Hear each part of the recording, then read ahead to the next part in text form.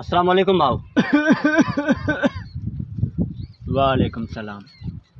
कहिड़ा हाल आहिनि भाउ? ख़ुशि आहियो? सब खैर। अदा इहो मूंखे ॿुधाइजो हीउ रस्तो केॾांहुं वेंदो? हैं रस्तो वञे पियो छा आऊं बि ॾिसां। कूड़ छो पियो हणी? अरे भाऊ कूड़ कॾहिं पियो न? हेॾो सारो कूड़ पियो ॻाल्हाईं। अदा हीउ रस्तो केॾांहुं वेंदो? अड़े रस्तो किॾांहुं कोन पियो वञे, मूं ॾिठो आहे रस्तो किॾां, रस्तो त बीठो आहे। भाउ आउं हीउ रस्तो वठी वञा ऐं केॾांहुं वेंदुसि? मूंखे कहिड़ी ख़बर तूं किॾांहुं वेंदे, आऊं तोखे सुञाणा ई नथो। भाउ हीउ रस्तो केॾांहुं थो वञे? चरिया ॼट स्त्री तो ख़राबु करीं। अदा मूंखे ॿुधायो रस्तो केॾांहुं वेंदो?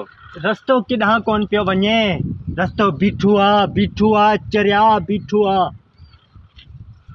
आउं तोखे सम्झायां, आउं हिन रस्ते तां वञा, हा ऐं पियो वञा, ऐं केॾांहुं वेंदुसि? तूं पियो वञी पोइ मूंखे कहिड़ी ख़बर तूं किॾांहुं वेंदे। हीउ रस्तो वेंदो केॾांहुं? रस्तो किॾांहुं कोन पियो वञे, रस्तो बीठो आहे। हीउ रस्तो कहिड़ी जॻह ते वेंदो? रस्तो वञे ई कोन पियो बाबला, ॾाहो थी रस्तो वञे ई कोन पियो, परे थी ॻाल्हि आहे। अच्छा ॿुध ॻाल्हि ॿुध, आउं हीउ रस्तो वठी थो वञा, ठीकु आहे, आउं हितां वञा पोइ आउं केॾांहुं वेंदुसि? अड़े मूंखे कहिड़ी ख़बर तूं किॾांहुं वेंदे। अच्छा यार इहो ॿुध ओ इहा साम्हूं ॾिसी पियो न इहो इहा जॻह? हा ओ अची हा इहा कहिड़ी जॻह आहे? इहा त दरगाह आहे। दरगाह आहे न। इहो मूंखे असल में न ईअं वञिणो हो, इहो ॾेई वेठल आहे न, इहो यार मूंखे मिलणो आहे हिन सां कंहिंसां यार।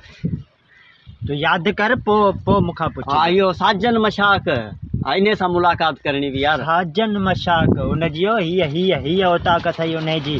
पोइ यार तूं ईअं ॿुधा न, कलाक थियो अची पियो रस्तो केॾांहुं कोन वेंदो यार।